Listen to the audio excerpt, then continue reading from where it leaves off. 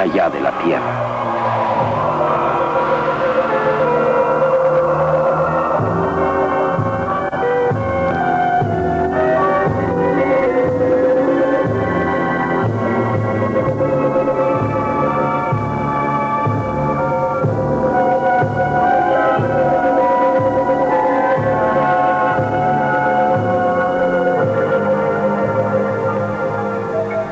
Ahora sabemos que en los primeros años del siglo XX, este mundo estuvo siendo vigilado por inteligencias más desarrolladas que la del hombre, y sin embargo tan mortales como él mismo.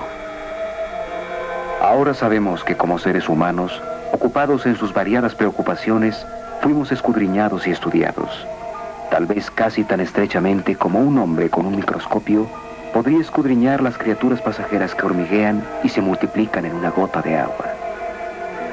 Con infinita complacencia, la gente iba y venía por el mundo ocupada en sus pequeños asuntos, serena por la seguridad de su dominio sobre este pequeño fragmento giratorio de materia solar, el cual, proveniente del obscuro misterio del tiempo, por casualidad o por destino, ha sido heredado por el hombre.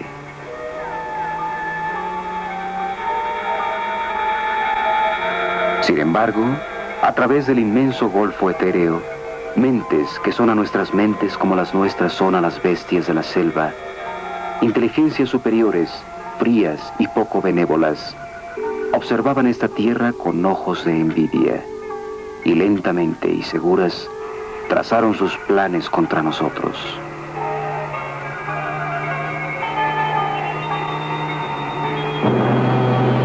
Así empieza un libro de ciencia ficción publicado hace más de 75 años. La Guerra de los Mundos, de H.G. Wells. Fue escrito y leído como entretenimiento inofensivo. La ciencia ficción empezaba a volverse popular. Cuentos de hadas, para adultos. Sin embargo, este mundo de ciencia ficción nos envuelve ahora. Hay menos ficción cada día que pasa. Sí, la evidencia está aquí. Nuestro planeta está siendo visitado por inteligencias más grandes que la del hombre, y que viajan en vehículos espaciales, en platillos voladores. La gente alrededor del mundo los está viendo. Los italianos los llaman dischi volanti, los franceses sukup volant, los rusos letayushi tarielki. En América los llamamos ovnis. Existen miles de informes de policía y pilotos sobre ovnis, y cerca de 900 casos de rastros de aterrizaje han sido documentados. Casos en que la química del suelo ha cambiado. Torbellinos circulares que muestran la tremenda fuerza centrífuga en el lugar donde algo masivo aterrizó. ¿Y qué ha sucedido? Los voceros militares de las grandes potencias están sospechosamente callados. Solo una cosa es cierta. Ninguna potencia terrestre ha construido un avión que vire en ángulo recto a velocidades supersónicas. Y tales naves son vistas constantemente y fotografiadas persiguiendo a nuestros aviones de prueba y vehículos espaciales. ¿De dónde vienen esas naves extrañas? ¿Cuál es su potencia? ¿Y por qué nos están visitando? ¿Están tal vez recordándonos que somos parte de una conexión cósmica? ¿Que tenemos eslabones y aún parentesco con mundos lejanos?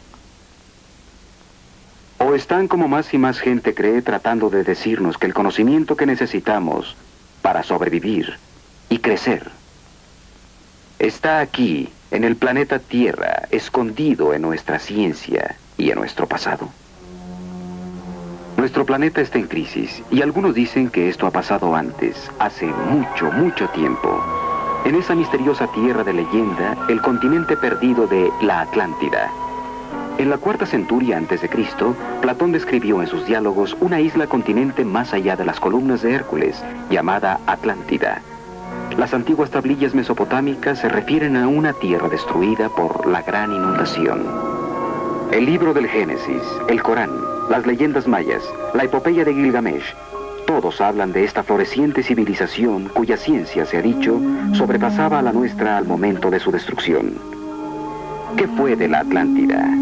De acuerdo con los relatos de sacerdotes egipcios, en un día y una noche de cataclismos, el continente entero se hundió en las profundidades del océano.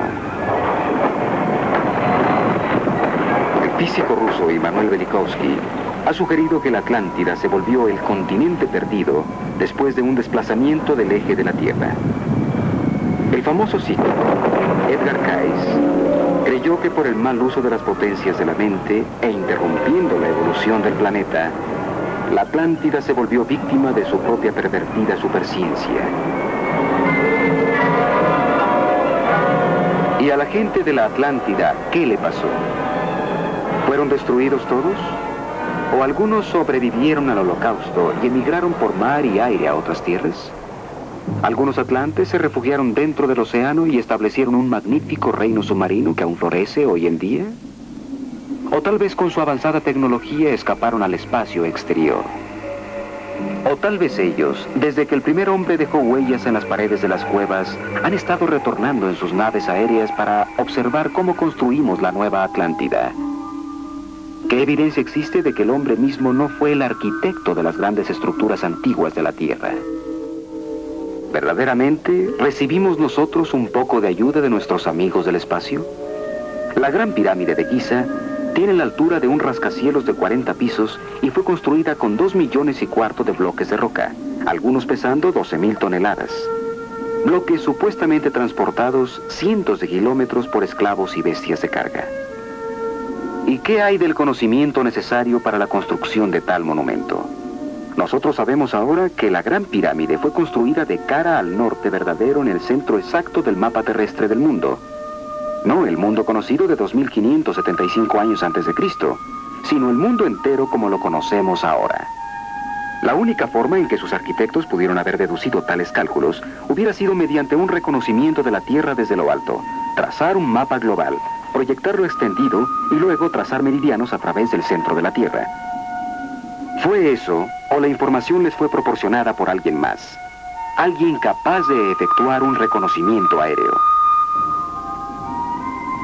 Algunas de las pirámides de Hispanoamérica, tierra de las antiguas civilizaciones maya, azteca y tolteca, son anteriores a las de Egipto. Tiwanaku, la ciudad más antigua de Sudamérica, se dice que fue construida por una raza de gigantes cuya tierra nativa fue destruida por una gran inundación.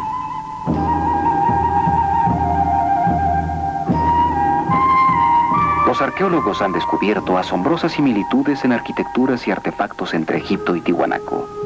Similitudes que han inducido a varios sabios a sugerir que estas dos civilizaciones podrían tener un origen común. Que tal vez Egipto era la colonia principal de la Atlántida en el Viejo Mundo, mientras que en el Nuevo, Tiwanaku era uno de los puestos coloniales de avanzada del continente hundido.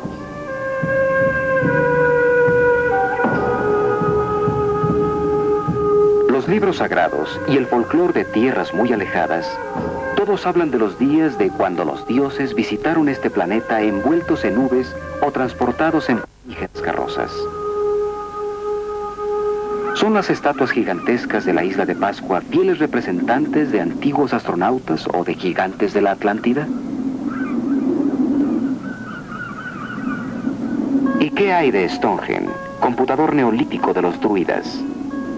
La comparación no es rebuscada, pues se necesitaría una computadora IBM para descifrar las funciones de este monumento calendárico que predecía futuros eclipses mediante la compleja alineación de estas losas masivas de piedra, cada una marcando una posición del Sol y de la Luna. Y más asombroso aún, las medidas interiores de Stonehenge en Inglaterra y las dimensiones de la Gran Pirámide de Egipto, ambas indican el número preciso de días de un año solar. Esto parece sugerir que los arquitectos de estas apartadas construcciones tuvieron acceso a la misma información. Inclusive pudieron haber trabajado con los mismos planos maestros. La pregunta es, ¿por qué?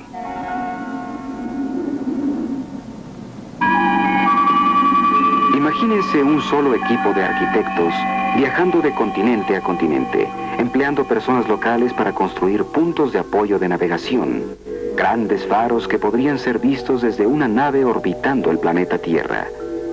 Faros aún en operación hoy día. Ciertamente, la evidencia más permanente de que civilizaciones avanzadas han estado visitando este planeta desde tiempos antiguos puede verse en estos monumentos que desafían al tiempo, separados por un mundo. Pero consideremos lo que está pasando en nuestro cielo actualmente. Eran las 8:05 p.m. cuando el comando aéreo fue informado de que una luz misteriosa rondaba a baja altura, justo al noroeste de Rapid City, Dakota del Sur. Los operadores de radar de la base Ellsworth pusieron atención al cuadrante noroeste del cielo y descubrieron un objeto no identificado. El control de tráfico aéreo rápidamente avisó a un avión F-84 que patrullaba en el este que se dirigiera hacia el ovni. Un momento más tarde, el radar del jet localizó la señal desconocida y fue hacia ella. El avión se encontraba a solo 3 kilómetros de su objetivo, cuando de repente la luz se alejó con una aceleración fantástica. La persecución duró unos 120 kilómetros. El avión no logró alcanzar al objeto. Finalmente, el avión abandonó la persecución. En el control terrestre, los hombres del radar vieron fascinados cómo el objeto desconocido cambiaba de dirección y seguía el jet de regreso al aeropuerto. Es abrumadora la evidencia de que el planeta Tierra está siendo visitado por vehículos extraterrestres inteligentemente controlados. En otras palabras, los ovnis son aeronaves de alguien desconocido. No hay buenos argumentos en contra de la realidad de los ovnis si consultamos las evidencias. Stanton T. Friedman, físico nuclear y conferencista, ha estado consultando la evidencia sobre los ovnis por cerca de 15 años. Uno de los casos más extraordinarios que he estudiado recientemente es el de Charles Hickson y Calvin Parker, dos estibadores de Pascagoula, Mississippi, quienes informaron que mientras pescaban en la ribera del río, un vehículo extraño que emitía una luz azulosa descendió y flotó encima del banco de ostras a 13 metros de ellos. Hickson describió más tarde cómo 3 criaturas plateadas flotaron fuera de la nave, lo sujetaron y lo llevaron flotando adentro. Era como un sonido silbante. Y cuando me volví en esta área, cerca de 13 metros, era una especie de nave espacial. Parecía que se iba a posar en el suelo. Pero bajó lentamente y flotó como a medio metro del suelo. Nosotros no sabíamos qué hacer, usted sabe, con el río detrás de nosotros, y esa cosa ya no sabíamos qué era. Antes de que tuviéramos tiempo de hacer algo, apareció una abertura. Era como una especie de puerta con una luz azul. Y tenía luces fulgurantes conforme se acercaba al suelo, pero luego desaparecieron, y cuando la puerta se abrió, una cierta clase de luz salió de adentro, la cual era cegadora. Algunos informes sobre ovnis son difíciles de ignorar aún por los gobiernos, especialmente cuando hay fotografías que respaldan a los testigos. Aproximadamente a los 15 minutos para las 10 del lunes en la noche, varios ciudadanos del área este de Los Ángeles llamaron con urgencia a nuestra estación afirmando que estaban observando lo que creían que era un objeto volador no identificado. Después de recibir varias de estas llamadas, el oficial Wynkoop y yo fuimos despachados al área este de Los Ángeles para investigar ese posible ovni. Observamos el objeto viajando en dirección sureste y empezamos a perseguirlo. Mientras lo perseguíamos, yo me encargué de radiar la persecución a mi comandante, el sargento Pedro de la división Hallenbach del Departamento de Policía de Los Ángeles. Durante la persecución me las arreglé para tomar una fotografía. Esta fotografía en negativo fue registrada como propiedad de la policía. Es complemento del informe y tiene su número de expediente divisional. La extraña nave era ovalada. Ovalada por la parte de encima y abajo parecía un gran pastel abierto a la mitad. No tenía ningún domo como otros que han sido vistos. Y parecía tener como 60 metros de diámetro y 10 metros de altura. Una de las mejores secuencias fotográficas registradas fue tomada a un ovni sobre la isla Trinidad en la costa de Brasil. Observadores militares y civiles del barco brasileño de entrenamiento Almirante Saldaña vieron esta nave metálica de casi 45 metros de largo moverse sobre el mar alrededor de la isla. Un fotógrafo profesional que iba a bordo del barco con su cámara tomó estas fotografías, las cuales fueron oficialmente publicadas en El Mundo por Juscelino Kubitschek, entonces presidente del Brasil, como fotografías auténticas de ovnis. La evidencia de la actividad de ovnis sobre el agua crece constantemente. Jacques Cousteau ha informado la aparición de ovnis en Sudamérica sobre el lago Titicaca.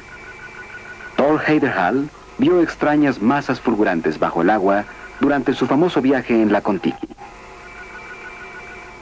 Y existen cientos de informes de científicos marinos y tripulaciones de barcos acerca de naves submarinas misteriosas. ¿Cuál es la conexión entre los ovnis y el agua?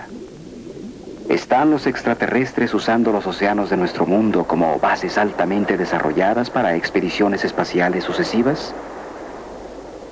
¿O son estas naves, como algunas gentes creen, piloteadas por descendientes de supervivientes de la Atlántida que buscaron refugio hace mucho bajo el mar? ¿Qué evidencia existe para respaldar esta especulación? Ahora tenemos los medios para explorar el fondo de los océanos, y los buzos han encontrado grandes tramos de lo que parecen ser las piedras de un pavimento de gigantes.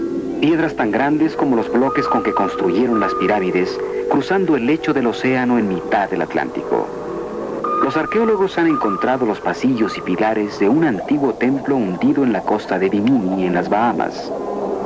¿Son estas estructuras submarinas restos de una de las ciudades de la Atlántida? Consideren el área misteriosa en forma de triángulo en el Mar Caribe, que se extiende de la orilla de la corriente del Golfo, como a 150 kilómetros al este de Fort Lauderdale, Florida, a 40 grados latitud este en mitad del Atlántico. Conocido antiguamente como Mar de los Sargazos, esta área es el cementerio de lo inexplicable.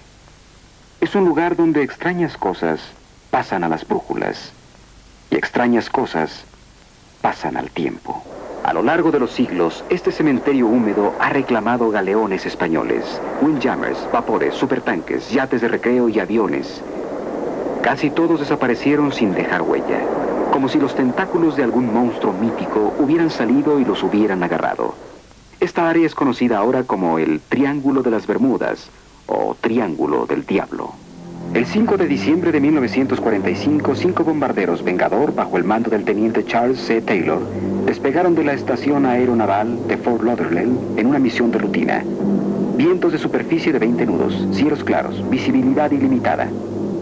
De repente, a solo 15 minutos antes de que terminara el vuelo, la torre de control localizó la voz frenética del teniente Taylor. Las 4 de la tarde. Llamando a la torre, esta es una emergencia. Parece que estamos fuera de ruta. No podemos ver tierra. Repito, no podemos ver tierra. ¿Cuál es su posición? No estamos seguros de la posición. No estamos seguros de saber dónde estamos. Parece que estamos perdidos. La ruta de vida es el oeste. No sabemos qué dirección es el oeste. Todo anda mal. No estamos seguros de ninguna dirección. Parece que entramos en agua blanca ahora. Atención, estamos completamente perdidos. Y luego, a las 4:25 p.m.,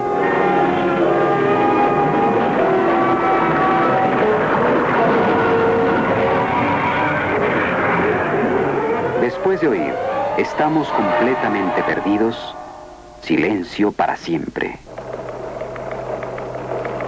Inmediatamente la Marina despachó un hidroavión Martin Mariner, una enorme nave con equipo electrónico de rastreo y con suficiente combustible para permanecer volando 24 horas. A bordo una tripulación de 13 hombres. A las 7:04 p.m., el Mariner también estaba perdido. En 3 breves horas, el Triángulo se había tragado 6 aviones y 27 hombres.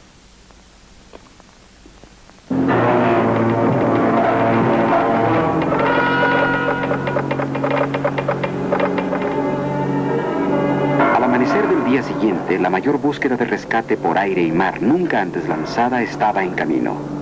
242 aviones y 18 barcos rastrearon el área conocida como el Triángulo del Diablo, pero no se encontró una sola huella, ni una capa de aceite, ni un pedazo de algo, ni una balsa salvavidas, nada.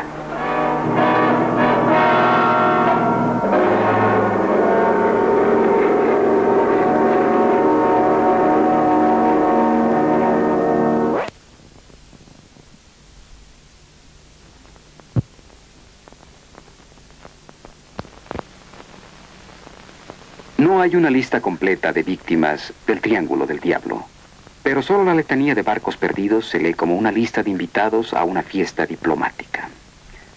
United States Ship Niña, United States Ship Rufus, el Steamship Santa Clara, Star of Riel, el Home Sweet Home, el Steamship Hewitt, Corner, Slocum, el Marine Sulphur Queen, el Southern District, el City Bell, de George Bacon, el Raifuku Maru, y otros, y otros, y otros. Nombres de barcos que vienen de la mitología: el Steamship Rubicon, el Nereus, el Proteus, el Cíclope, el Constelación, el Steamship Whitcraft. Las teorías acerca del triángulo van de piratería a túneles dentro de otras dimensiones, otras zonas de tiempo. Los físicos han sugerido que los barcos y los aviones perdidos pueden haber sido víctimas de un fenómeno magnético que interrumpe las comunicaciones radiales y descompone los instrumentos de vuelo. Pero no hay una explicación concluyente. Y la pregunta ominosa persiste. ¿Esta área está controlada por alguna inteligencia desconocida? Actualmente estamos gastando millones de dólares explorando el lecho del océano. El proyecto Mohole perforó pozos de 200 metros bajo el agua, en un intento por descifrar los misterios de la corteza terrestre. Y junto con arqueólogos y oceanógrafos, los parapsicólogos se están uniendo a la búsqueda para encontrar evidencia sobre la Atlántida, el legendario continente perdido.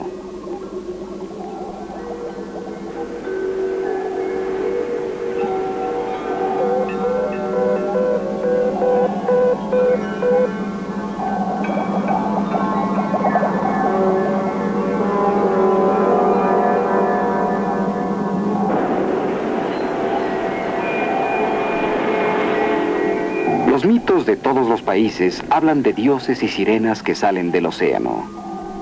¿Y qué tal si la mitología es realmente historia condensada y las leyendas de estas criaturas marinas encantadas de hecho son testimonios oculares? ¿Y si la ballena que se tragó a Jonás en el violento mar era en realidad una nave submarina?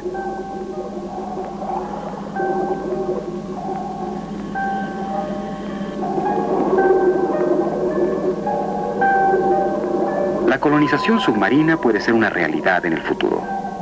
Los institutos oceanográficos como Woods Hole y Scripps están colaborando con el gobierno en experimentos de laboratorios submarinos para probar que el hombre puede vivir confortablemente en un medio acuático por largos periodos de tiempo. Con el objeto de sobrevivir bajo el mar y en el espacio infinito, el hombre está desarrollando nuevas armas mentales, telepatía, clarividencia, psicoquinesis. El joven psíquico Uri Geller, quien ha confundido a los científicos con su habilidad para doblar metales con su mente y desmaterializar objetos, alega que la fuerza para hacer esto es canalizada a través de él por una inteligencia extraterrestre. Si esto es correcto, todos tenemos mucho en qué pensar. Mientras tanto, los gobiernos de Rusia y Norteamérica calladamente patrocinan la investigación psíquica. Ambos países han considerado seriamente el uso de la telepatía, la transferencia directa de pensamientos de una mente a otra, como medio de comunicación con submarinos y naves aéreas. Otro país donde se lleva a cabo la investigación mental con extrema objetividad es Checoslovaquia.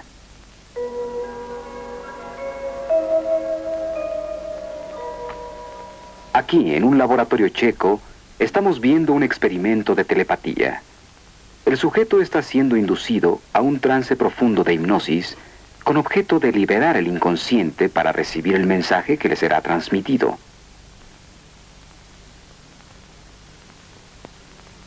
Como dije, primero el sujeto es inducido a un trance hipnótico.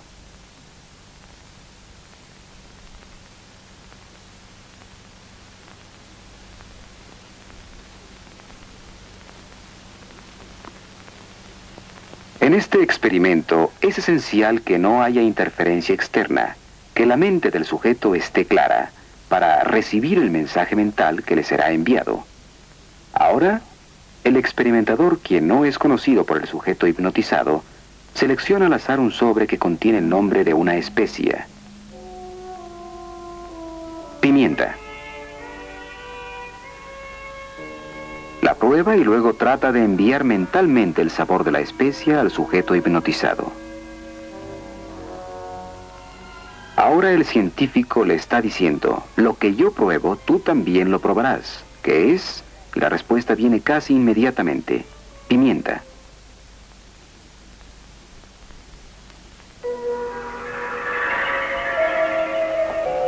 Psicoquinesis, la habilidad de mover objetos físicos con la fuerza de la mente, es también asunto de gran interés para la ciencia y los militares. Aquí en Leningrado, bajo las condiciones experimentales más estrictas, la talentosa y sensitiva Nina Kulagina hace que la aguja magnética de una brújula gire con solo la energía de su mente.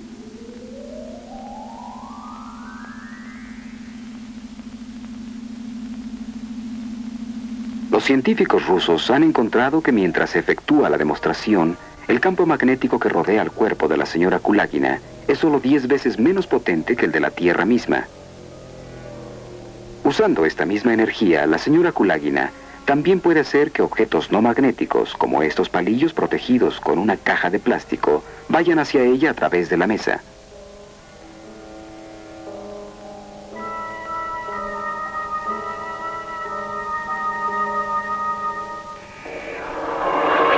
Se dice que en las Filipinas, cirujanos psíquicos están efectuando operaciones importantes en pacientes sin usar instrumentos quirúrgicos y sin ninguna forma de anestesia o control de hemorragias.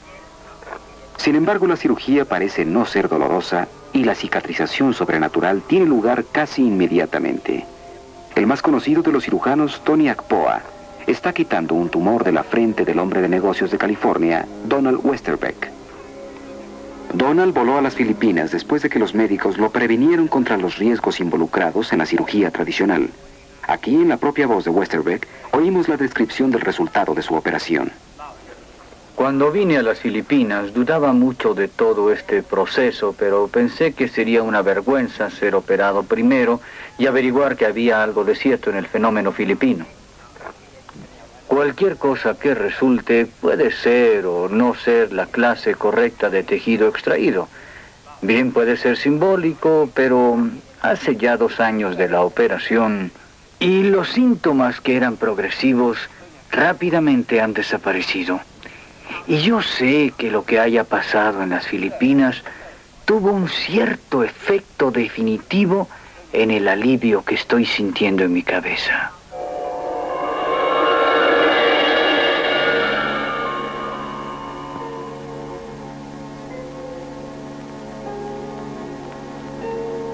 Estamos aquí para una curación psíquica. Tenemos curanderos que tienen poder en las manos. Cualquiera que sea su enfermedad se verá afectada.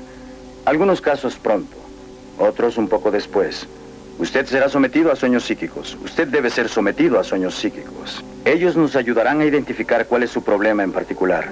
Los curanderos tienen esta energía que fluye a través de ellos acumulando energía psíquica, y esta energía psíquica fluirá a cada parte del cuerpo. Pienso que la mayoría de las gentes que se vuelven curanderos profesionales sienten que tienen alguna clase de habilidad, pero no saben qué es. Creo que se vuelven curanderos para aliviar. Me refiero a médicos, enfermeras, quiroprácticos y otros. ¿Ha sido tratada por calor o rayos infrarrojos o...? No, nada. Este observador es un médico autorizado, un doctor, uno de los primeros que investigó este método poco usual de curación para ver qué tenía que ofrecerle a su profesión. Absolutamente. No hay causa física conocida de la artritis reumatoide ni de otras artritis. Este es un grupo de personas dotadas de sensibilidad que poseen la extraordinaria habilidad de diagnosticar las enfermedades de los pacientes mediante un método conocido como exploración corporal.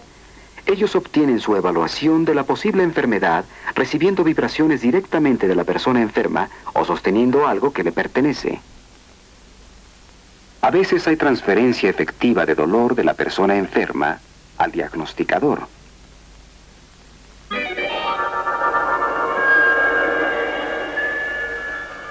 La idea de un campo de energía o aura rodeando al cuerpo humano se remonta a varios siglos. En pinturas bíblicas, los artistas trataron de representarla pintando halos o aureolas alrededor de la cabeza de las figuras religiosas divinas. Mucho más recientemente, esta fotografía de la NASA muestra al astronauta de la Apolo 12, Peter Conrad, en la Luna, con un resplandor azuloso alrededor de él.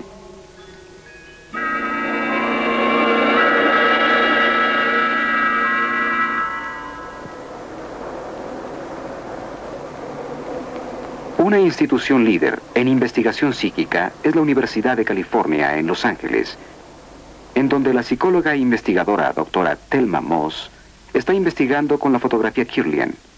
una técnica revolucionaria inventada por los científicos rusos Semyon y Valentina Kirlian, la cual registra en placas fotográficas el aura o campo de energía que rodea los objetos orgánicos e inorgánicos. Doctora, ¿nos podría hablar sobre su investigación aquí en la universidad? Hemos cubierto casi cada área de investigación en parapsicología, que incluye telepatía, ideas que van de mente en mente, movimiento de objetos a distancia. Por ahora estamos extremadamente interesados en los campos de energía alrededor del cuerpo.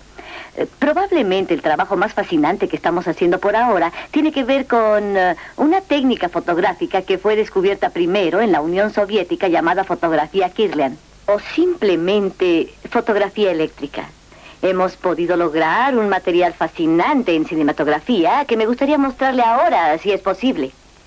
Bien, echaré a andar el proyector y veremos algo de nuestro trabajo, lo que hemos filmado. Debido a los esfuerzos de investigadores experimentales como la doctora Moss, la técnica de la fotografía Kirlian pronto será de uso práctico en todas las ramas de la ciencia física. Los objetos inorgánicos fotografían muy diferente que los objetos orgánicos. Las monedas tienen una corona estable, pero dan la ilusión de que hay movimiento alrededor de ellas. Pero la corona misma es estable y sus límites están fijos, mientras que los seres humanos muestran un efecto marcadamente diferente. Esta es la yema del dedo índice derecho y nosotros podemos ver que alrededor de este dedo hay destellos y la corona está cambiando su diseño. Tomamos a una joven y le pedimos que se emborrachara. Aquí la tenemos. 2 yemas de sus dedos de la mano derecha antes de tomar algo, y el efecto es más bien plácido. Después de 4 vasos de champaña, vemos que se han vuelto considerablemente más brillantes y la distancia se ha cerrado. Y la parte posterior de sus dedos emite chispas de cuando en cuando. Después de 8 vasos, está en un estado mucho mejor. De la proyección posterior de las yemas de sus dedos salen efectos brillantes. Ahora probamos antes y durante el beso. Estos son los dedos del hombre y la mujer antes del beso. Y podemos ver que las coronas de ambos son más bien opacas, con una brecha entre los dedos en el punto en que casi se tocan. Los mismos sujetos fueron fotografiados durante un beso. Sus coronas se han vuelto considerablemente más brillantes y de hecho van una hacia la otra. Tal vez la mujer un poco más hacia el hombre que el hombre hacia la mujer. Aquí tenemos un ejemplo extraordinario que no sucede muy a menudo. Ustedes ven la mancha roja de luz que aparece entre los dos. Anticipándonos podemos imaginar lo que puede suceder con este beso. Mientras se besan, los colores blancos y casi rosados se han vuelto mucho más intensos y parecería que la persona de la izquierda está disfrutando la experiencia un poco más que la persona de la derecha. La doctora Moss también ha observado el intercambio dinámico de energía entre un curandero psíquico y su paciente. Después de un tratamiento curativo hay un incremento considerable en la amplitud de la corona que rodea la yema del dedo del paciente y la disminución correspondiente en la corona del curandero. Otro aspecto fascinante de la fotografía Kirlian es conocido como el fenómeno de la hoja fantasma. Personas que tienen un miembro amputado a menudo dicen que aún lo sienten y también se quejan de que tienen comezón en dedos que no existen. Esto, de acuerdo con los científicos, puede ser explicado por la persistencia de viejos patrones sensoriales en el cerebro.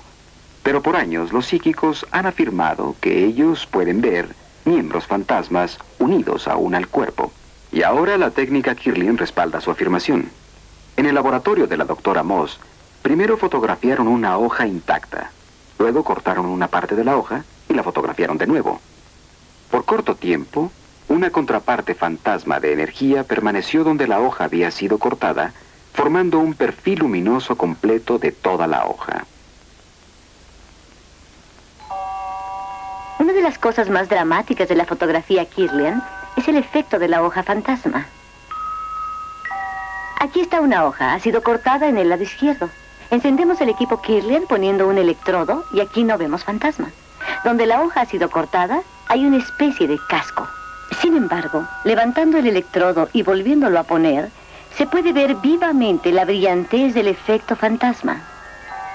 Extendiéndose más allá del límite de la hoja cortada, podemos ver destellos viniendo de las diversas partes de la hoja y de su extremo cortado.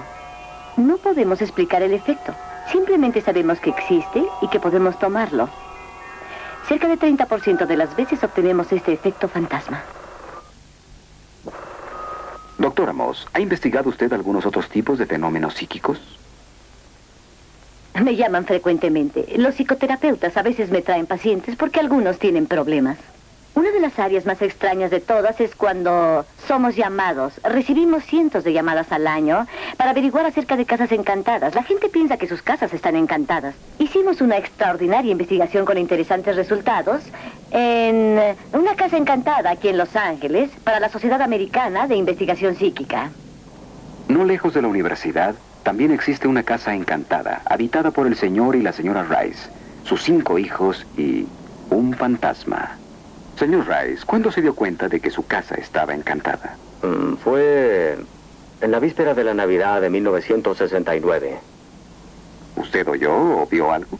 Pues fue más bien una sensación que ver o oír algo. Fue, ¿cómo le diría? Una presencia extremadamente fuerte en la casa y yo me levanté. Eran como la 1 o 2 de la mañana y empecé a buscar por la casa. Busqué por todos los cuartos esperando hallar un ladrón, pero no había nadie, pero sí se sentía la presencia de alguien, una presencia muy fuerte. Poco después, los señores Rice llamaron a un psíquico para averiguar si su casa estaba encantada en verdad.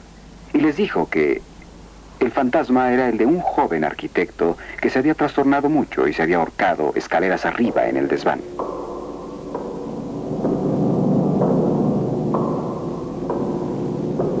Yo me encontraba trabajando en mi estudio. Soy pintor. Y este individuo se había vuelto una parte tan familiar después de varios años que yo más o menos traté de comunicarme con él al trabajar en esta pintura. Vi a un hombre de cerca de unos 70 de altura, muy delgado, moreno, llevando una camisa blanca remangada, camisa de vestir de cuello abierto, pantalones oscuros, zapatos negros. Hubo un efecto inmediato. La pintura tomó forma. Era como si fuera dirigido aun cuando no movió mi mano.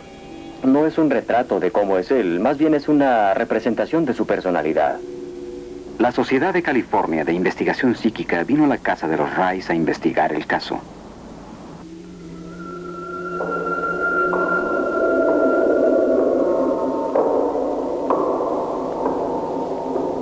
Revisaron la casa, todas las habitaciones, y donde quiera que fueron, sintieron algo que registraron.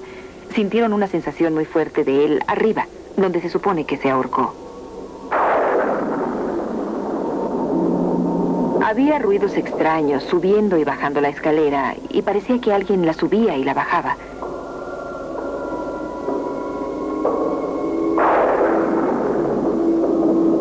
Y también lo vieron en la misma forma y lo describieron en la misma forma que nosotros lo habíamos visto. Muchas de sus conclusiones concordaron con lo que les habíamos dicho nosotros.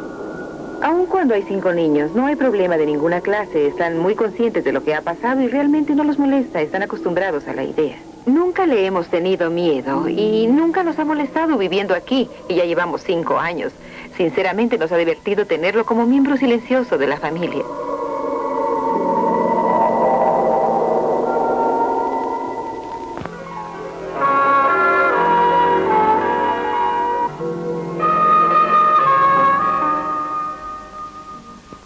Yo soy Lucrecia Black y soy una bruja. Practico la brujería y la magia negra. Siempre he sido una bruja. Yo nací bruja, crecí como bruja y mi madre, abuela y bisabuela también fueron brujas. ¿Qué es una bruja? Es una mujer psíquica que puede proyectar sus energías e invadir la mente subconsciente de otras gentes, forzándolas a hacer cosas que normalmente no harían.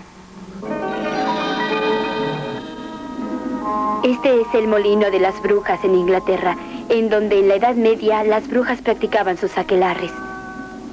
Había brujas que adoraban a los espíritus de la naturaleza y empleaban plantas y hierbas para hacer pociones para los enfermos. Brujas que secaban la leche de las vacas de sus vecinos o plagaban sus cosechas. Brujas que usaban abalorios o amuletos para ahuyentar las fuerzas del mal. En Inglaterra, en la época medieval, la iglesia quemó y ahorcó brujas, culpándolas de que alguien enfermaba o moría. En Francia, Juana de Arco fue quemada porque la iglesia tenía miedo de su asombroso poder psíquico. A través de los tiempos, las mujeres con poder psíquico han sido acusadas falsamente de ser brujas. Recientemente, en 1970, una mujer de California, una típica ama de casa del Medio Oeste, fue acusada de ejercer la brujería.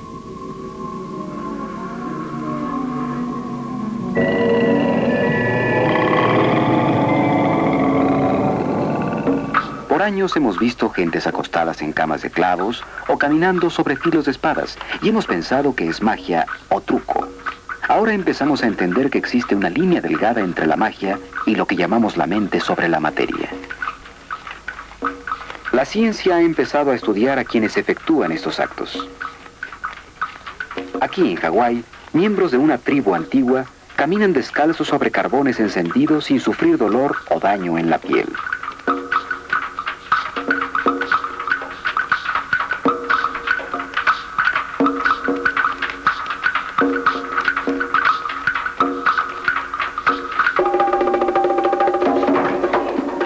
Alrededor de todo el mundo se efectúan rituales altamente especializados que flagelan los niveles más profundos e irrazonables de la mente humana.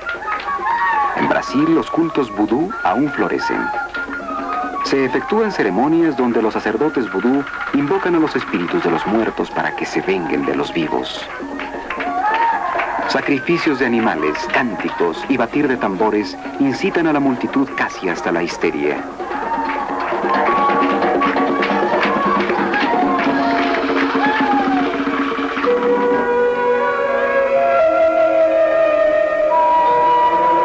Estas discutibles ceremonias ocultas no están limitadas a los lugares primitivos del mundo. En San Francisco, como en otras ciudades americanas, Satán está vivo. Y para probarlo, con toda la cooperación de los hombres y mujeres fanáticos, vemos la celebración de una misa negra. In nomine Dei nostri Satanus Luciferi excelsi. En el nombre de Satán, el amo de la tierra, el rey del mundo, que se abran todas las puertas del infierno y aparezca para saludarme como su hermano y amigo, y que me dé las indulgencias de las que hablo, ya que vivo como las bestias del campo, regocijándome en la vida carnal. Aprecio a los justos y maldigo a los corrompidos, por todos los dioses del abismo, y ordeno que estas cosas de las que hablo vengan. Benditos sean los fuertes, porque ellos poseerán la tierra. Malditos sean los débiles, porque ellos heredarán el yugo. Benditos sean los valientes, porque ellos serán los amos del mundo. Malditos sean los virtuosamente humildes, porque serán pisoteados por pezuñas rayadas. ¡Salve Satán! ¡Salve Satán! ¡Salve Satán! ¡Salve Satán! ¡Salve Satán!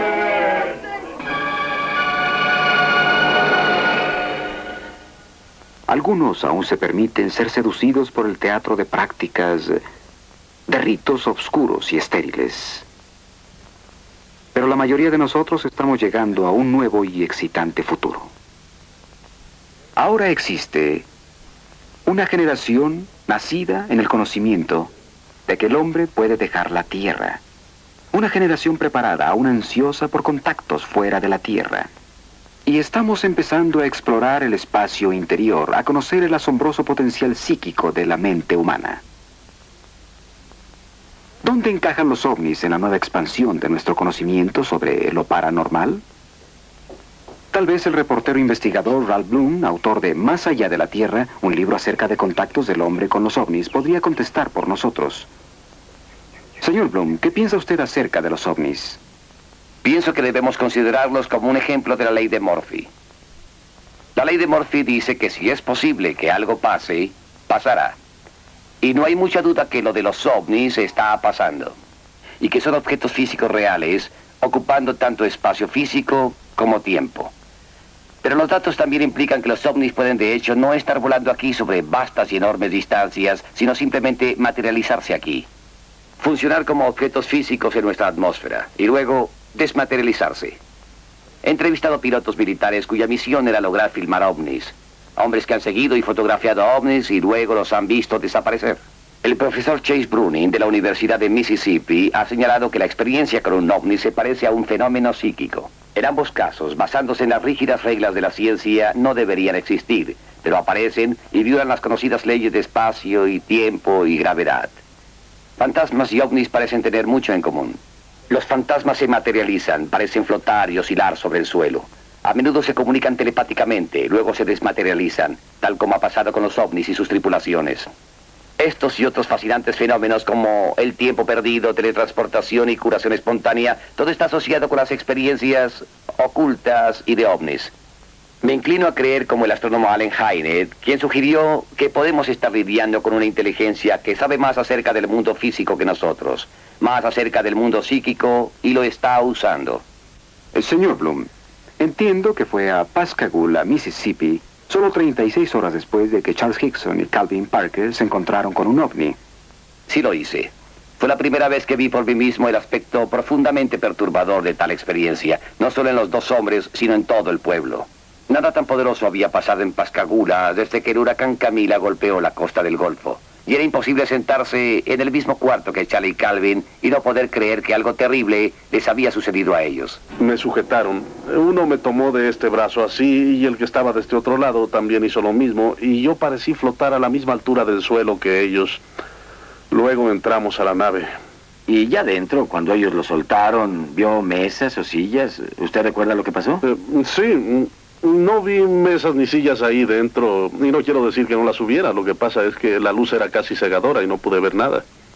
Y cuando esos seres me llevaron adentro, me soltaron. Y ese ojo, yo sigo refiriéndome a él como un ojo, se movía enfrente de mí, así de cerca, justamente enfrente de mí, mirándome a los ojos. Pareció quedarse ahí por unos cuantos segundos y luego empezó a recorrer todo mi cuerpo. Cuando ellos me trajeron de la nave y me depositaron allí, tengo la impresión de que no fueron bruscos. Ellos no me arrojaron, solamente me depositaron en el suelo y yo me caí. Mis piernas estaban débiles y no sé por qué, tal vez fue la tensión, pero me caí al suelo. Y fue cuando vi a Calvin, que estaba parado en aquella área. Estaba viendo al río con sus brazos extendidos así, como si estuviera observando algo. Un hombre en Missouri presentó un artículo sobre 546 casos de aterrizaje en 34 países. Todos incluían huellas, o sea, marcas dejadas después de que el ovni despegó. Un lugar donde esto pasó fue la granja Johnson en Delphos, Kansas, noviembre 2 de 1971. La marca extraña ahí a la mitad es un anillo de tierra. Es un anillo de tierra dejado por un ovni. Se hicieron muchas pruebas al anillo. Algo extraño le pasó a este suelo hasta una profundidad de 35 centímetros. Para dar un ejemplo de lo que le pasó al suelo, el fragmento de la izquierda es de ese anillo. Obviamente es de diferente color y textura que el fragmento de la derecha, y según pruebas de laboratorio, son diferentes en composición. Mientras los ovnis estén en el aire y efectúen acrobacias imposibles, todos podemos divertirnos con argumentos sobre quién está alucinado. Y los militares pueden decir a los ansiosos ciudadanos, ustedes no vieron un platillo volador, fue Venus, o gas de los pantanos, o gansos migratorios, o lo que sea. Pero todo eso cambia cuando un ovni aterriza y los extraños desembarcan. Una de las más asombrosas y angustiosas de esas experiencias involucró a una pareja llamada Betty y Barney Hill. Mientras viajaban por las montañas blancas de New Hampshire en 1961, los Hill perdieron varias horas en el camino. Incapaces de recordar las horas perdidas y acosados por sueños recurrentes, finalmente buscaron ayuda psiquiátrica. Mientras estaban bajo hipnosis regresiva en el tiempo, tanto Barney como Betty Hill recordaron haber sido llevados a bordo de una extraña nave luminosa tripulada por seres de otro mundo. Estando a bordo, les hicieron un extenso examen médico y les dijeron que no recordarían lo que les había pasado. Este es un modelo de los ocupantes del ovni, según lo describió Betty Hill bajo hipnosis.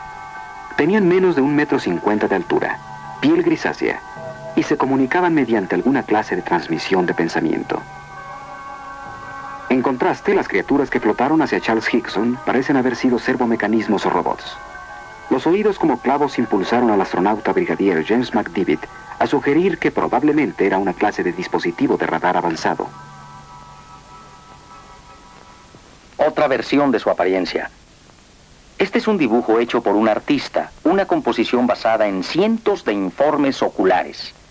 La mayoría de aterrizajes no son informados. Este sujeto tiene 1 metro 20 centímetros de estatura, 2 brazos, 2 piernas, una cabeza. Rasgos faciales algo diferentes. No se parece a ninguno de nuestros amigos de la Tierra.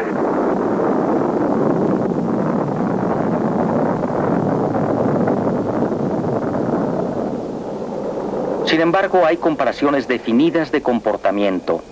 Tienen módulos de excursión terrestre que se comportan muy similar a nuestros módulos de excursión lunar. Vea nuestro programa Apolo. Tenemos naves voladoras de aspecto extraño. Llevan a bordo un vehículo de lanzamiento. Flotan en los desiertos de la Luna. Alunizan. Una pareja de criaturas de aspecto humanoide salen, caminan alrededor, recogen muestras, juguetean, luego vuelven a entrar a la nave. Despegan, revolviendo el suelo detrás de ellos, se reúnen con la nave nodriza y salen disparados hacia otro cuerpo planetario. De hecho, las mismas secuencias que han sido observadas aquí por los testigos de ovnis. Uno de nuestros astronautas pioneros fue el general brigadier James McDivitt. En 1965, el general McDivitt pasó 4 días en el espacio exterior como piloto comandante del Gemini 4. General McDivitt, ¿alguna vez ha visto un ovni? Sí, durante mi vuelo en el Gemini 4 en 1965, vi un objeto en el espacio muy cerca de nuestra nave que no pude identificar. Me pareció tal vez como la parte superior de otro cohete. Traté de tomar algunas fotos de él, pero desafortunadamente las fotos no salieron bien. Nunca pudimos identificar qué había sido. Todos los datos de nuestro radar indicaban que no había cerca de nosotros otro objeto volador en ese momento. General, ¿conoce usted a alguien más que afirme haber visto un ovni? Sí, a propósito, yo conozco a toda clase de gente que afirma haberlos visto. Algunos son muy veraces y algunos de ellos yo creo que solo se están divirtiendo. Tuve la oportunidad recientemente de conocer un caballero de Mississippi, quien afirma haber sido llevado al interior de una astronave. Francamente, creo que ese caballero no está mintiendo, está diciendo lo que considera ser la verdad. No busca la publicidad, ni trata de ser gracioso, solo trata de ser honesto. Y yo creo que a este caballero sí le pasó lo que él afirma, que es verdad. Su historia es muy convincente. Al principio pensé que eran personas por la distancia. Sin embargo, cuando estuvieron frente a mí fue la impresión más grande que he tenido en mi vida. Eran más bajos de estatura que yo, aproximadamente como de 1,60 m, y no tenían cuello. La cabeza parecía bajar directamente a los hombros. Y tenía algo así como un cono en el punto donde debía estar la nariz, y donde debían estar los oídos también tenía lo mismo, y creo que los oídos parecían más largos que la nariz. Me pareció que cuando salió por esa puerta, esa abertura o lo que fuera, casi instantáneamente estaban aquí con nosotros. Y sus brazos, porque tenían brazos como nosotros, vi que sus brazos se movían, pero las manos eran diferentes, tenían membranas entre los dedos y solamente el pulgar estaba libre. ¿Me puede hablar de la prueba del detector de mentiras? Cuando se les pidió que vinieran aquí a hablar a esta gente, tenían en la mente que solo era una gran broma. Esa fue la razón por la que hicieron una prueba al señor Hickson. El instrumento mostró que decía la verdad. Le hicieron otra prueba. Después el examinador empezó a maravillarse. Hizo la tercera prueba y creyó lo que el señor Hickson le había dicho. Comisario, ¿quiere decirme qué pasó esa noche? Los interrogamos durante horas, luego dejamos el cuarto y grabamos toda la conversación que tuvieron. Grabamos lo que hablaron los dos. Y dijeron más o menos lo mismo. Uno de ellos estuvo rezando y dijo, después de todo lo que ha pasado en la Tierra, ¿por qué tenía que ver algo como esto? Calvin Parker, yo lo estaba interrogando y en un momento dado quería subir por las paredes. Así es como estaba de nervioso y agitado. Ya que yo estaba ahí y porque era médico y varios otros científicos e investigadores fueron consultados y vieron la situación, me preguntaron si no me importaría estar presente y dije que no me importaría.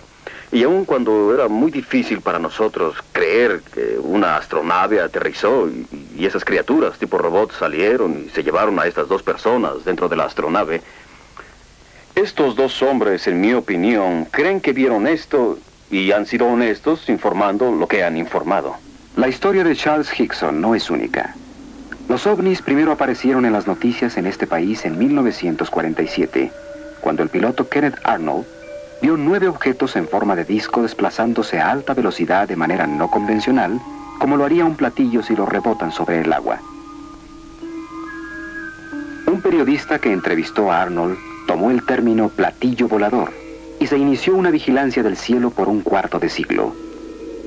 Durante 28 años, estas naves metálicas en forma de disco de cientos de metros de diámetro han sido vistas alrededor del mundo, de París a Papúa y a Pascagoula.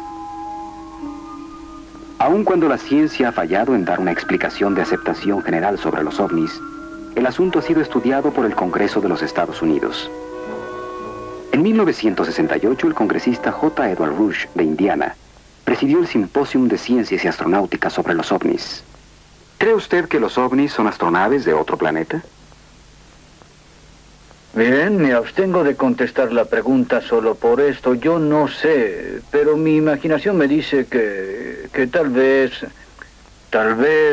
hay algo que permita al hombre viajar más rápido que la luz. Tal vez hay algo que permita una forma más inteligente de vida de otro planeta girar alrededor de otra estrella para hacer ese largo viaje. Yo también he estudiado esos cientos de informes. Por más de 20 años, el mayor Donald K. Howe, retirado de la Marina, ha estado informando sobre el mundo de los platillos voladores. Entiendo, mayor K. Howe, que igual que el físico Stanton Friedman, usted cree que estamos siendo visitados por vehículos de otros planetas inteligentemente controlados. Estoy de acuerdo con la Fuerza Aérea. Han llegado a una conclusión secreta al respecto desde 1948. Años dirigí un simposium aquí en Capitol Hill. Y los participantes de ese simposium fueron científicos de algún renombre. Eran científicos que tenían interés en los ovnis y durante el curso de ese simposium se presentaron fotos que aparentaban ser de ovnis. Uno de los científicos que analizaron las fotografías en las audiencias del congresista Rush fue el Dr. Robert Baker Jr., quien ha consentido en evaluar para nosotros 2 películas sobre ovnis del archivo del Instituto Smithsoniano de Washington, D.C.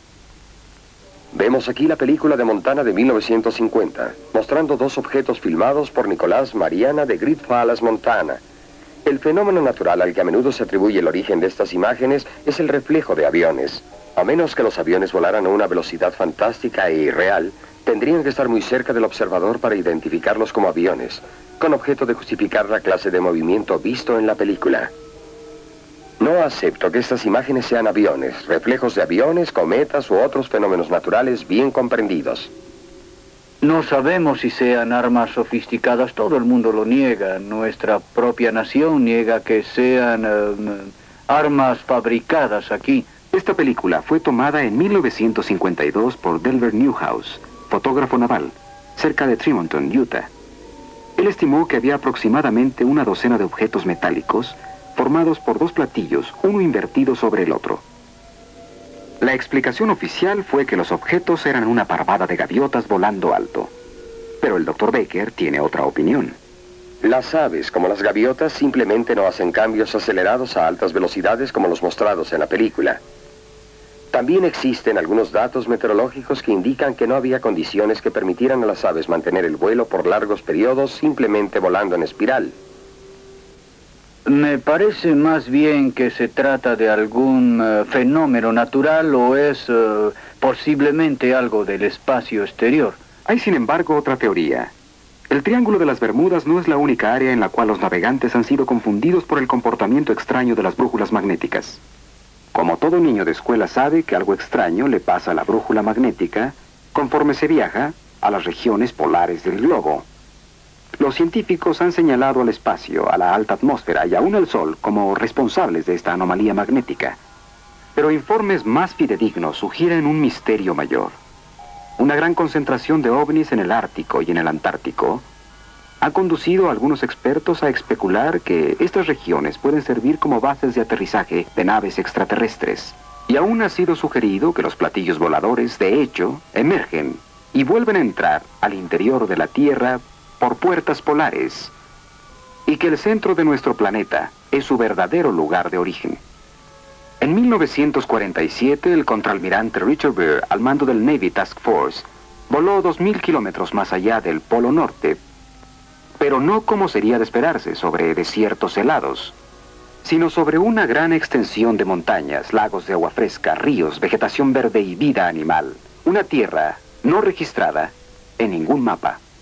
De la evidencia proporcionada por el almirante Byrd y otros famosos exploradores del Ártico y el Antártico, se ha sugerido que la Tierra no es como hemos pensado, una esfera sólida con un centro candente de metal fundido, sino que es de hecho una esfera hueca, en la cual ha permanecido una pequeña cantidad del fuego original para formar un sol central capaz de emitir luz y propiciar el crecimiento vegetal.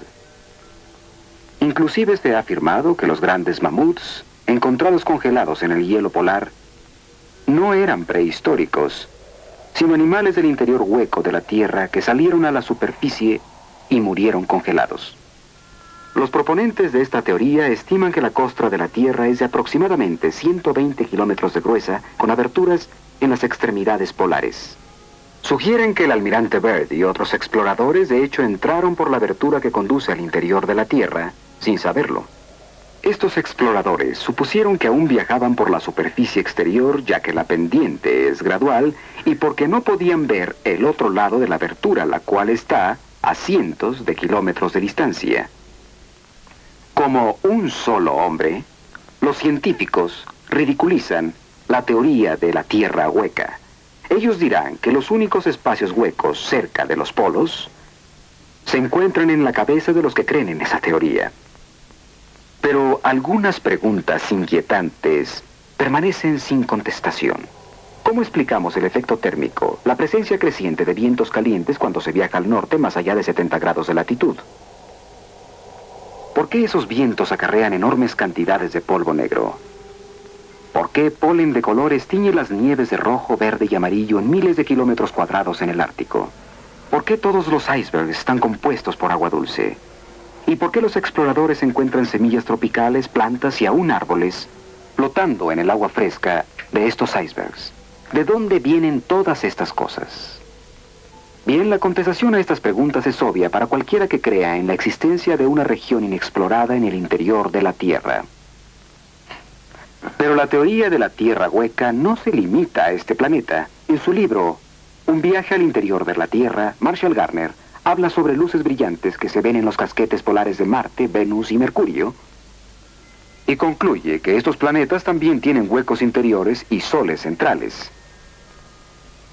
De acuerdo con Gardner, la aurora boreal o luz del norte es causada por los rayos del sol central dentro de la Tierra, proyectados en el cielo de la noche a través de la abertura polar. Pero antes de reírnos con esos científicos por estas teorías, debemos recordar que hace 100 años, los astrónomos más prominentes del mundo pusieron en juego su reputación sobre el hecho de que las rocas no caían del cielo. Hoy día, esas rocas se llaman meteoritos.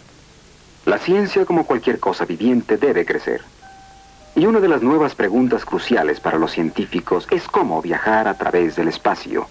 ¿Hay arterias cósmicas? ¿Tal vez aberturas en el abismo del espacio-tiempo infinitos? En el pasado el hombre atribuyó inmortalidad a las estrellas.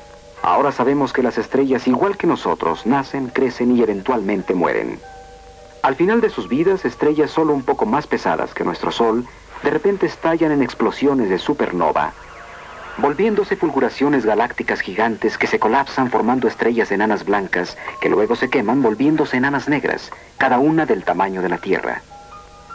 Si una estrella es algo más pesada, se colapsa hasta volverse una estrella neutrón mucho más pequeña y muchísimo más comprimida. ¿Pero qué les pasa a las estrellas de cuando menos 3 veces el tamaño de nuestro Sol? ¿Esas que no envejecen quietamente como estrellas neutrón o enanas? Los científicos creen que el colapso de estas enormes estrellas es tan poderoso que una vez que empieza nada puede detenerlo. Continúan encogiéndose hasta que el campo gravitacional que las rodea es tan fuerte que se cierra completamente al resto del espacio. Nada que entre a esta región puede escapar, ni aún la luz. Y así es como estas estrellas se convierten en agujeros negros invisibles en la fábrica del espacio. Estrellas que han parpadeado y muerto, pero que aún están ahí, ejerciendo un efecto devastador sobre cada partícula de materia que entra a su campo gravitacional. donde la gravedad es tan intensa que tuerce el espacio, aprisiona la luz, detiene el tiempo. Los astrónomos especulan acerca de la posibilidad de que existan enormes agujeros negros en rotación, en los cuales la tremenda distorsión del tiempo y del espacio sea tan extrema que genere un corredor hacia otro mundo. Un futuro astronauta que se zambulla en un agujero negro en rotación tal vez nunca podría volver a comunicarse otra vez con nuestro mundo, pero podría emerger en una dimensión diferente, una esquina diferente del universo, inclusive tal vez un universo diferente. Y no es tan remoto que una civilización tecnológicamente avanzada pudiera superar los peligros de viajar en un agujero negro, enjaezar su poder para viajar a través del tiempo, así como del espacio. En su asombroso libro, La conexión cósmica, el astrónomo Carl Sagan imagina para nosotros una federación de sociedades en la galaxia que ha establecido un sistema de tránsito rápido de agujero negro, en el cual un vehículo es rápidamente puesto en ruta a través de una red entrelazada de agujeros negros hacia el agujero negro más cercano a su destino. Y como una evidencia más dramática de penetración interplanetaria, podemos trasladarnos a Siberia y ver qué pasó a principios de siglo. Un objeto espacial no identificado se precipitó a la Tierra a 45.000 kilómetros por hora. Dejando estelas de fuego, entró en la atmósfera. Y luego, una explosión.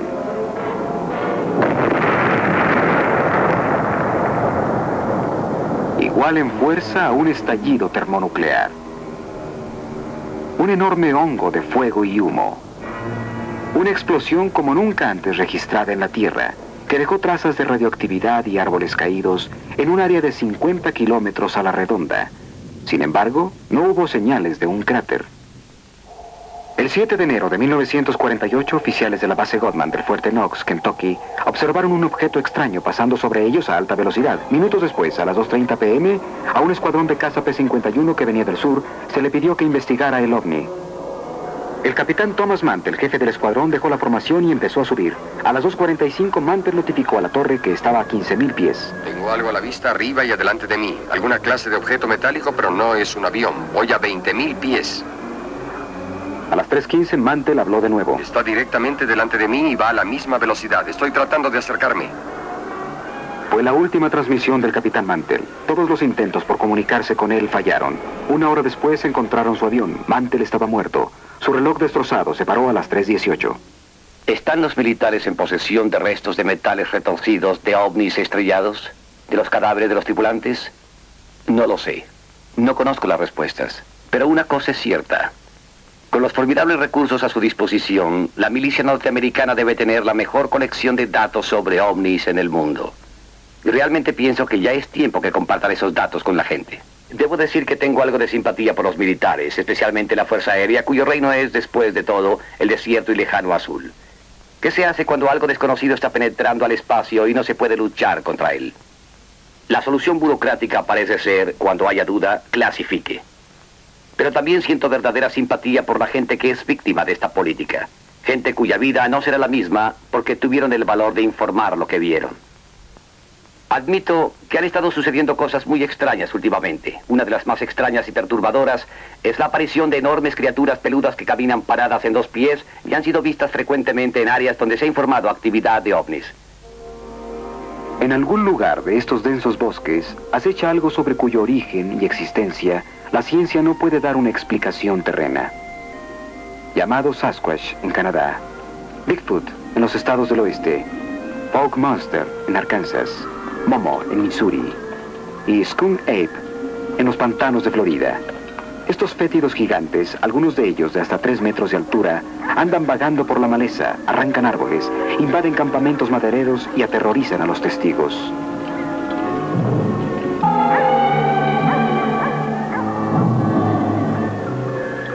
¿Qué son estas criaturas? ¿De dónde vienen? ¿Cómo llegaron aquí? Recientemente, un número asombroso de informes sobre Bigfoots ha coincidido con informes de observaciones y aterrizajes de ovnis. ¿Están los ovnis dejando a estas criaturas aquí para ver si pueden vivir en nuestra tierra? ¿Y por qué nunca ha encontrado nadie los huesos o restos de uno de ellos? Estos gigantes, como afirma el psíquico Peter Hulcox, ¿se transforman en polvo cuando mueren? ¿O tal vez son recogidos de nuevo por los ovnis para ser examinados en sus laboratorios?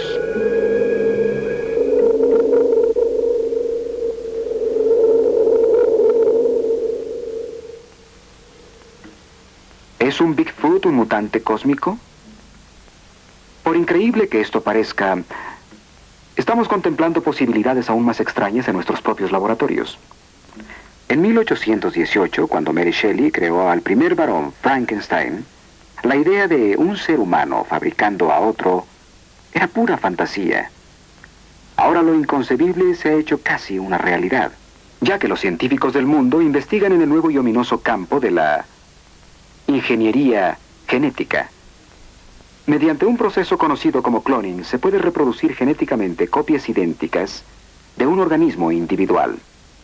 Hasta ahora los experimentos en reproducir plantas y formas de animales inferiores han sido un éxito.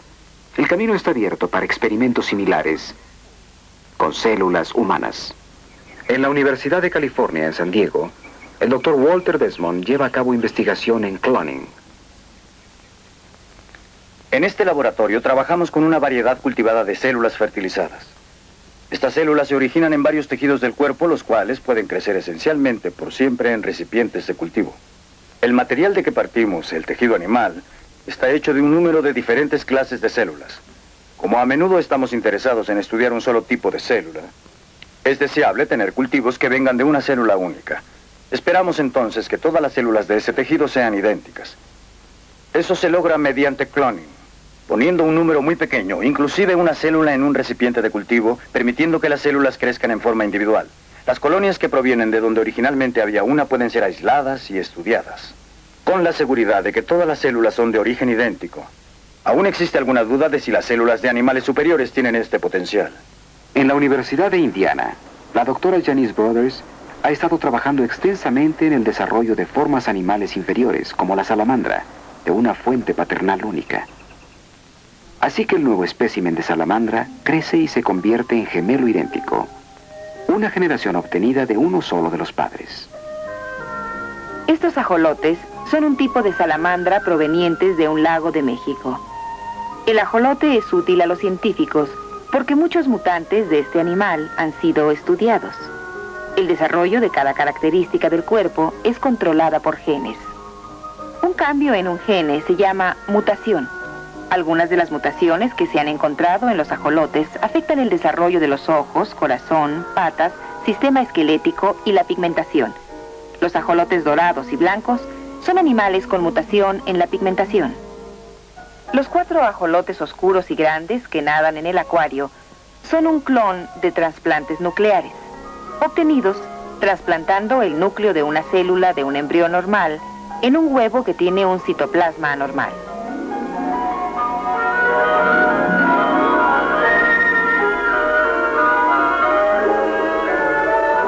Al principio, el hombre pensó que solo él poseía sistemas de comunicación. Luego hicimos amistad con el delfín. Y ahora las plantas toman su lugar entre las formas de vida de este planeta que se comunican. Desde 1969, Marcel Vogel, químico investigador de la IBM, ha estado activo en el estudio de la comunicación entre el hombre y las plantas. Vogel cree que las plantas no solo responden a nuestros pensamientos, sino que también son instrumentos ultrasensitivos para medir nuestras emociones. Trabajando con plantas verdes caseras de hoja ancha, como este philodendron, Vogel enrolla un alambre alrededor de la planta y ata un pequeño electrodo de acero inoxidable a la hoja. Luego el alambre es conectado a un amplificador y a un polígrafo, y está listo para establecer una línea básica de comunicación, una especie de latido de la planta en la gráfica. Uno de los primeros experimentos que hicimos fue la de amenazar con atacar a la planta. Con la ayuda de su asistente, Vogel intentará proyectar pensamientos de ataque y luego registrará la respuesta de la planta. Lo que quiero que hagas es que pienses fuertemente en una forma de ataque, de violencia. Piensa intensamente que atacas a la planta y después transmíteselo. Cualquier cambio de la aguja en la gráfica es considerado por Vogel como una respuesta de la planta. Cuando la aguja salta locamente, es el equivalente eléctrico de un grito humano. Enseguida veremos la respuesta de Marcel Vogel y de la planta a los pensamientos dirigidos por su otro asistente Tom. Tanto la planta como Marcel Vogel están unidos mediante un aparato arcofisiógrafo biofeedback. Esta es la respuesta de la planta telemetreada a través de los electrodos de acero inoxidable. Esta es la respuesta galvánica de la piel de Marcel. Este trazo es la presión de Marcel y su relajación cardiovascular y la tensión de los vasos sanguíneos. Este trazo es una variación que viene de la mano de Marcel, que como ven está bajando. Muy bien, Tom, muy bien. Ahora me enfocaré en ti, Tom. ¿Te gustan las mujeres? Definitivamente sí. Sí, claro, sí. Bien, piensa que te gustan las mujeres. Sí, aquí está la respuesta a tu pensamiento. Todavía nada con la planta. Ahora vean ustedes que estamos obteniendo respuestas emocionales aquí mismo. Es que pensé en hacer algún trabajo de curación. Repite esa operación. Ese pensamiento. Repítelo. Ahora recógelo y transfiérelo. Tu mente estaba cerrada. Ese es el pensamiento del transfer. Mira eso. Es una respuesta a nuestra interacción personal. Siempre es emocionante para mí cuando estas cosas pasan porque me es difícil creer que todos estamos unidos por el pensamiento. Que todos somos uno con la naturaleza. Por eso me gusta este tipo de trabajo. Ahora voy a intentarlo con el pensamiento de amar, con la palabra amor. Verás que enseguida... Marcel Vogel está señalando cómo con idéntico equipo la respuesta de la planta es mayor que la suya, que de hecho registra más información y por lo tanto es un instrumento más fino para medir las emociones que el hombre mismo. La investigación de la vida secreta de las plantas origina algunas cuestiones morales pasmosas.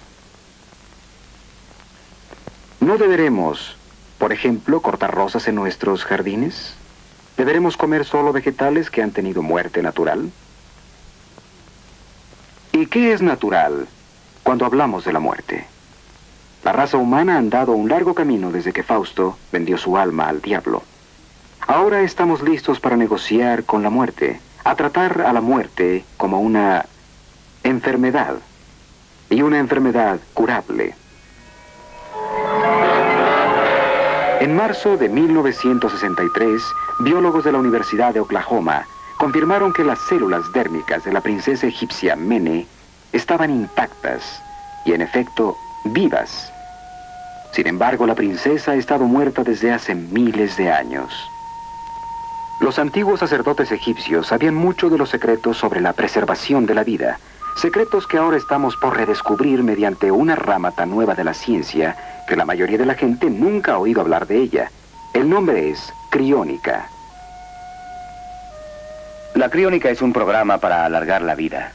Debido a la brecha tremenda entre el laboratorio de investigación y el consultorio del médico general, parece que ya no es apropiado sepultar o cremar a un individuo simplemente porque ha sufrido una enfermedad terminal o porque ha tenido un ataque cardíaco.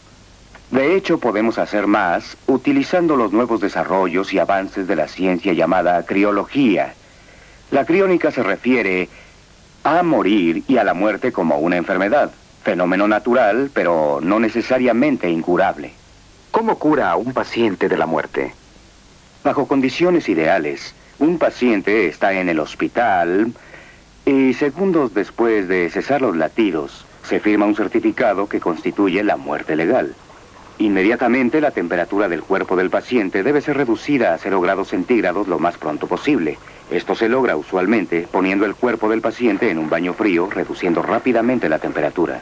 El propósito es reducir el metabolismo. Tratamos de retardar el proceso mortal tan rápidamente como sea posible, preparando el cuerpo para la segunda fase de la suspensión criónica llamada perfusión, en que el cuerpo es llevado a temperaturas de 300 grados bajo cero. Este proceso de perfusión consiste en reponer la sangre del cuerpo con un producto biológico anticongelante que protege las células de las temperaturas muy bajas. Una vez que el paciente ha pasado el proceso de perfusión, es colocado en un medio ambiente temporal de hielo seco hasta que la cápsula ha sido preparada en un recipiente criogénico de almacenamiento de acero inoxidable que contendrá el cuerpo del paciente y también proporcionará refrigerante de baja temperatura. En este caso se usa nitrógeno líquido. el cual tiene una temperatura de menos de 320 grados Fahrenheit. A esta temperatura, para propósitos prácticos, el tiempo deja de existir. No estamos en el negocio o interesados del todo en congelar cadáveres y tratar de volverlos a la vida. Lo que estamos haciendo es retardar. Utilizando biología de baja temperatura, estamos retardando y deteniendo el proceso de la muerte dentro de lo que nosotros llamamos legalidad. Las iglesias están de acuerdo con el objetivo de alargar y salvar vidas preciosas. Aquí tenemos a una joven mujer que ha sido puesta en suspensión criónica. Y de hecho la iglesia no solo acepta los procedimientos, sino que ha enviado a un sacerdote a bendecir la cápsula, con la esperanza de que en verdad esta mujer pudiera ser salvada. ¿Cómo se interesó en esta investigación, señor Nelson? De niño estaba fascinado con el fenómeno de la hibernación, de cómo los animales podían sobrevivir largos inviernos sin alimento. Muy recientemente tuvimos el ejemplo real de un ser humano, un joven llamado Armando Socaros, quien quería escapar de Cuba, y concibió la idea de esconderse en el hueco de las ruedas de un jet que iba a volar a gran altura. No se dio cuenta de la prueba a la que se iba a enfrentar. Sabemos que a la altitud de 39.000 pies no hay suficiente oxígeno para seguir con vida. La temperatura exterior era de menos de 40 grados. Y el depósito de las ruedas no era una cabina presurizada.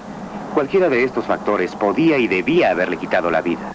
8 horas después, cuando el avión aterrizó en Madrid, España, el joven Armando cayó congelado al pavimento, no tenía pulso, y para asombro de todos, cerca de 1 hora después, detectaron un latido débil.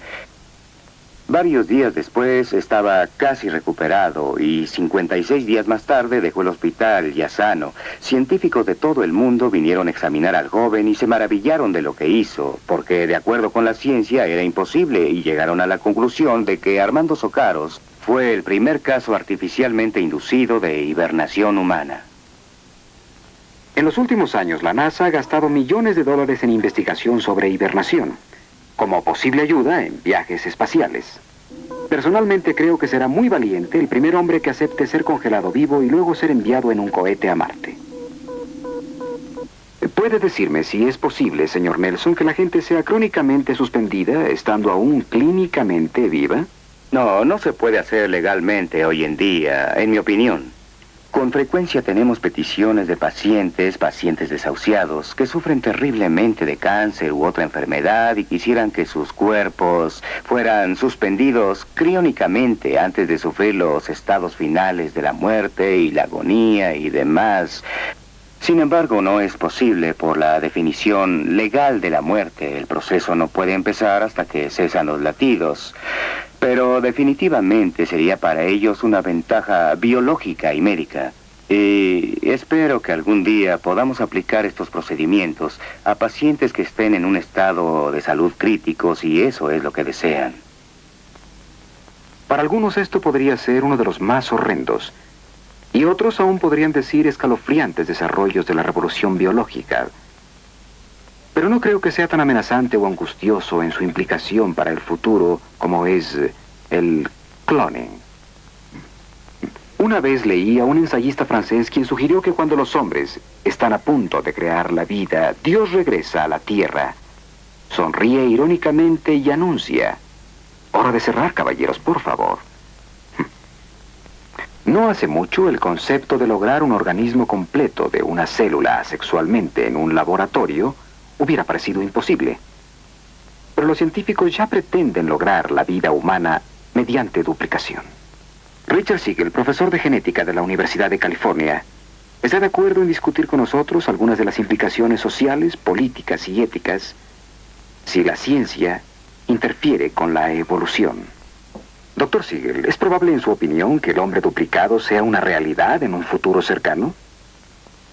Definitivamente existe una posibilidad de que en un futuro previsible sea posible que el hombre pueda duplicar al más complejo de los mamíferos. Me refiero al hombre mismo. Tenemos la teoría, tenemos el conocimiento científico, pero algunas de las técnicas muy especializadas que son requeridas aún no han sido desarrolladas. Pero hay una razón para creer que con un esfuerzo coordinado, algunas de las barreras que existen ahora puedan ser superadas.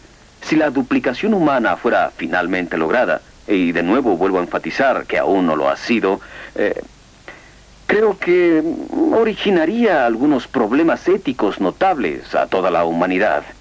Después de todo, sería un grupo de gente que no tendría padre, ni madre propia, ni familia, que reconocerían desde el principio que son copias Xerox, por decirlo así, de gentes que existen o existieron recientemente.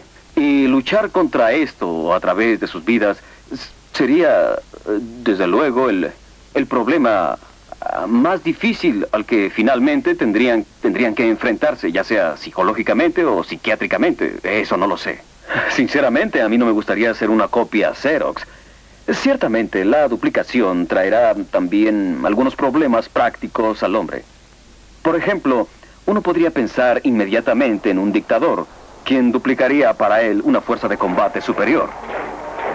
Gente que sería virtualmente invencible como ejército. Gente que podría ser programada para no tener bloqueos mentales contra la violencia. No preguntarían nada, sino que saldrían solo a matar o a cumplir el mandato del dictador. Aquí hay otra posibilidad, realmente muy intrigante, pero al mismo tiempo aterradora.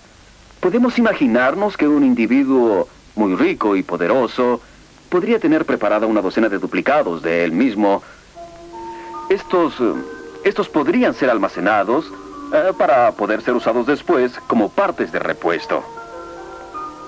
Por ejemplo, cuando el corazón de este hombre rico empezara a cansarse, podría tener un corazón nuevo, un trasplante de uno de sus duplicados, y no habría peligro de algún rechazo de trasplante. El corazón estaría destinado a eso y funcionaría normalmente. Sucedería exactamente lo mismo en el caso de un accidente, si perdiera una pierna o si ésta fuera horriblemente dañada. En el caso del hombre rico, una nueva parte sería tomada del duplicado y empleada para funcionar. Pero existe una pregunta, una buena pregunta. ¿Qué haremos con la copia a la que se le ha quitado el repuesto?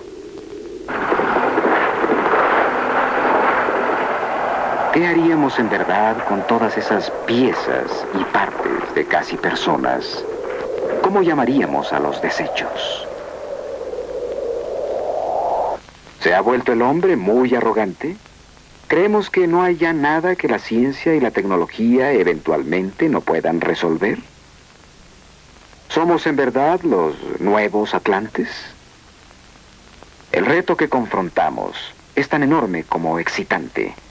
Estamos listos para emplear nuevos recursos: telepatía, psicocinesis, Bigfoot y misas negras, ovnis y atlantes, fotografía Kirlian, duplicación y criónica. Estas cosas sin duda tienen algo en común. La gente quiere saber más acerca de ellas. Aprender a forjar nuevas herramientas para el futuro de la humanidad en la Tierra y más allá. Estos talentos y conceptos nuevos, ¿de dónde están viniendo? ¿Están impresos en nosotros desde el principio? ¿O estamos siendo programados desde el exterior, en igual forma que el Señor programó a Moisés para sobrevivir? Algunos estamos de nuevo en contacto con ángeles tecnológicos, si lo prefieren, que son mejores y más sabios que nosotros. Yo no sé. Yo pienso que ellos saben más de lo que está pasando en esta tierra. Yo pienso, no sé, que pueden estar buscando a alguien con quien poder comunicarse para convencer a la gente de que el amor es la única posibilidad de sobrevivir. Ellos. ¿Quiénes son ellos? Vivimos tiempos angustiosos. Así que la teoría más agradable es tal vez la de que son de la Tierra misma, de lejos, en el futuro, cuando al fin aprendamos a viajar hacia atrás en el tiempo. Me gusta eso, porque si esa teoría es correcta, si ellos son nuestros propios descendientes, si ellos son del futuro, significa que lo logramos, que sobreviviremos.